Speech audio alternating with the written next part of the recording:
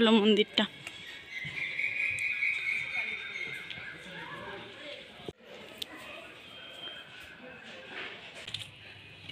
মনি যাস না। এতটা উঁচুতে উঠে নিঃশ্বাস নেবার শান্তিটাই মনে হচ্ছে যেন আলাদা। বন্ধুরা, welcome back to my channel Sathiratri vlogs. তোমরা সবাই কেমন আছো? আশা করি ভগবানের আশীর্বাদে তোমরা সবাই খুব ভালো আছো, আর আমরাও খুব ভালো আছি। এখন আমরা রেডি হয়ে গিয়েছি, একটু বাইরে বেরোবো। তাহলে কোথায় যাচ্ছি না যাচ্ছি চলো তোমাদের সাথে পুরোটাই শেয়ার করবো। তাহলে দেখতে থাকো, ভিডিওটা কন্টিনিউ করতে থাকো। আশা করি খুব খুব খুব ভালো লাগবে। হাঁটছি রাস্তা ধরে আমাদের গন্তব্যে যাওয়ার জন্য।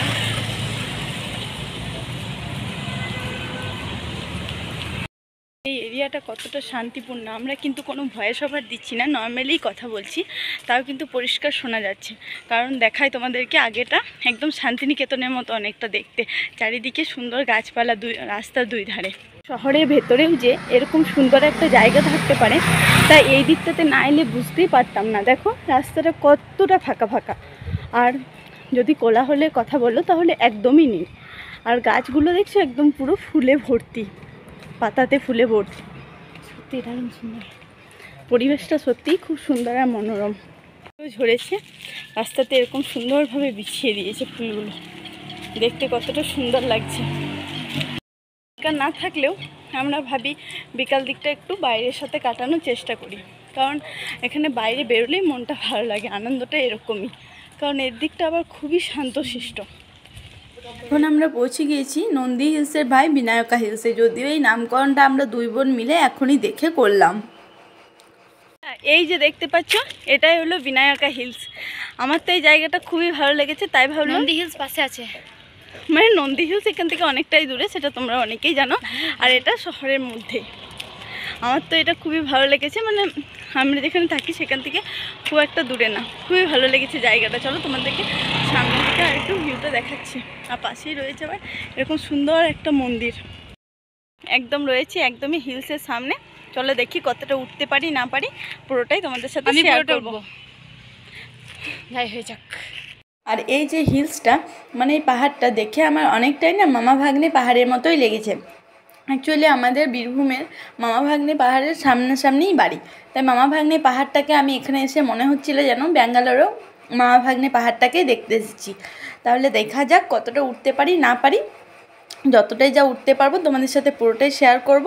আর আমি যখন আগেও একবার এসেছিলাম তখন পুরোটাই উঠতে পেরেছিলাম, মানে উঠতে দিয়েছিল। কিন্তু গতকাল যেহেতু শিবরাত্রি ছিল, এখনও পর্যন্ত কিছু রিচুয়ালস এখানে কমপ্লিট হয়নি, তাই আজ জানি না কি হবে। হলো হিলসটা, আর এখন আমার বুনি দেখো মন্দিরের ভেতরে প্রবেশ করছে। এটা হলো মন্দিরটা।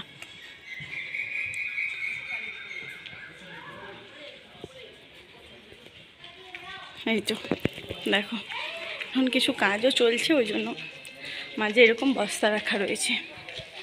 চলো মন্দিরটা তোমাদেরকে দেখা। এখন আমরা দুই বোনে মন্দিরের সামনে চলে গেলাম, আর এখানেও কিন্তু বাবা শিবেরই মন্দির।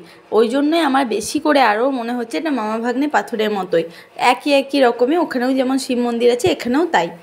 আর এই যে এখানে কালকে শিবরাত্রি যেহেতু পূজা হয়েছে, সেহেতু এখনও এখানে জিনিসপত্রগুলো রাখাই রয়েছে। আর ওই যে দেখলে তোমরা মেন মন্দিরটা, ওই মেন মন্দিরটার বাইরেই কিন্তু রয়েছে আর একটা সুন্দর ছোট্ট মন্দির। ওই মন্দিরটা আবার রয়েছে একটা গাছের নিচে। দেখো তোমাদেরকে এখানকার এই ঠাকুরগুলোকেও দেখায়। এখানেও কিন্তু বাবা শিব রয়েছে আর মা মনসা রয়েছে, দেখতেই পাচ্ছ তোমরা। এখানে আমি একটু ঠাকুরকে প্রণাম করে নিলাম, আর প্রথমেই তোমাদেরকে ঠাকুর দর্শন করিয়ে দিলাম। তারপর চলো পাহাড়ে। আর ওই যে তোমাদেরকে মেন মন্দিরটা দেখালাম, তার অপোজিটেই রয়েছে আবার আরেকটা সুন্দর ভোগ ঘর। আর এই ভোগ ঘরটার দেখে নাও একবার তোমরা, চারিদিকে পরিবেশটা কতটা সুন্দর।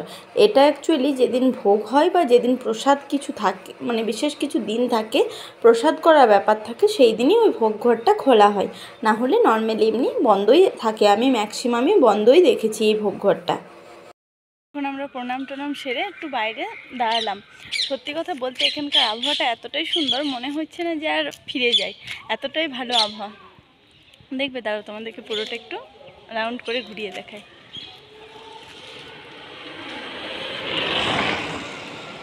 এই পাহাড়ের সাথেই রয়েছে আবার মন্দির।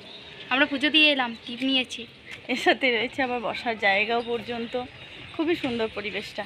আর সামনাসামনি মানে মুখোমুখি আবার দুটো মন্দির, আর পাশেই রয়েছে পাহাড়ের মধ্যে ওই মন্দিরটা করেছে, খুবই সুন্দর দেখতে। তোমাদেরকে তাহলে একটু মন্দিরটার অবস্থানটা বুঝিয়ে দিই। ওই যে ওপরে রয়েছে পাহাড়, আর এই যে টানেলের মধ্য দিয়ে প্রবেশ করার পরেই রয়েছে পাহাড়ের ভেতরে ওই মন্দিরটা, আর বাইরে রয়েছে আরেকটা সুন্দর ছোট্ট মন্দির, সেটা তো তোমাদেরকে দেখালাম।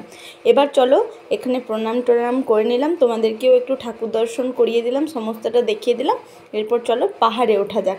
আর পাহাড়ে উঠে কি করছি না করছি অবশ্যই তোমরা দেখতে থাকো। এই যে ফাইনালি এখন আমরা পাহাড়ের ওপরে উঠছি, কিন্তু আমরা এই সামনের দিকেরটাতে পুরোটা যেতে পারবো না, কারণ এখন লাইটিংয়ের কিছু কাজ চলছে। তাই আমরা পেছনে একটা সিঁড়ি আছে, ওই সিঁড়ির মধ্য দিয়ে আমাদেরকে পাহাড়ের ওপরে উঠতে হবে, তাহলে কোনো প্রবলেম নেই।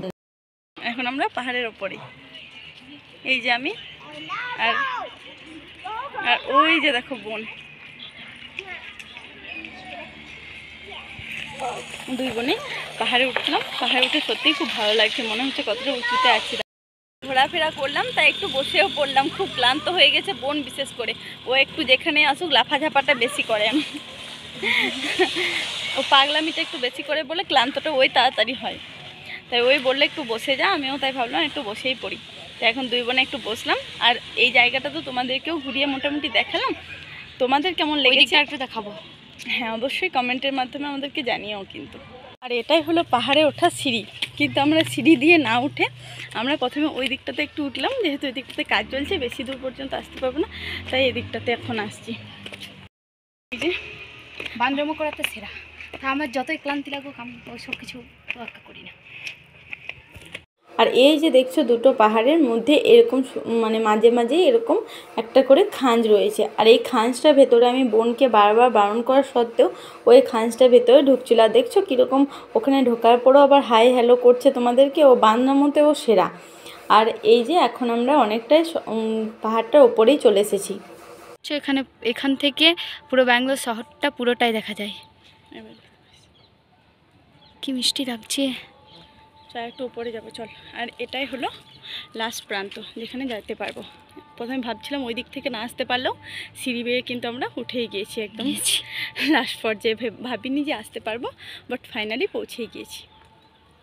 এই যে পাহাড়ের চূড়াটাতে দাঁড়িয়ে আছি না, তো এখানে এসে সত্যিই মনটা এতটা ভালো লাগছে কি বলবো তোমাদের। আর ওই যে প্রথমেই বলেছিলাম নন্দী হিলসের ভাই, তো কথাটা কিন্তু খুব একটা ভুল না। এখান থেকেও দেখো শহরটাকে কতটা নিচে মনে হচ্ছে। আর ওই যে একটা দেখতে পাচ্ছ ছোট্ট লেক, ওখানে কিন্তু অনেকেই এখন মাছ ধরছে। বোন ওটাই হলো সবথেকে উঁচু জায়গা, বাট বোন একটু কোথাও বাকি রাখবে না যেখানে ও উঠবে না, আর ওর জন্য আমাকেও যেতে হচ্ছে। দেখতে পাচ্ছ, এই দেখো ও ফাইনালি এখানে। দেখতে পাচ্ছ কীরকম এই দিক থেকে ওই দিক করে বেড়াচ্ছে।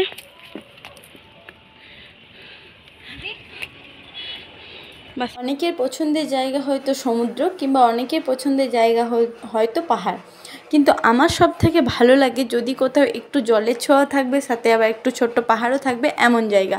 কিন্তু এই জায়গাটা আমার বেস্ট লেগে। আজকে ভিডিওটা বন্ধুরা তাহলে এতটা পর্যন্তই এখানে এন্ড করছি। এখন আমরা ফিরে চলে যাব। তোমাদের যদি কোথাও একটুও ভালো লেগে থাকে লাইক শেয়ার সাবস্ক্রাইব করতে তো একদমই ভুলবে না। Tata, by.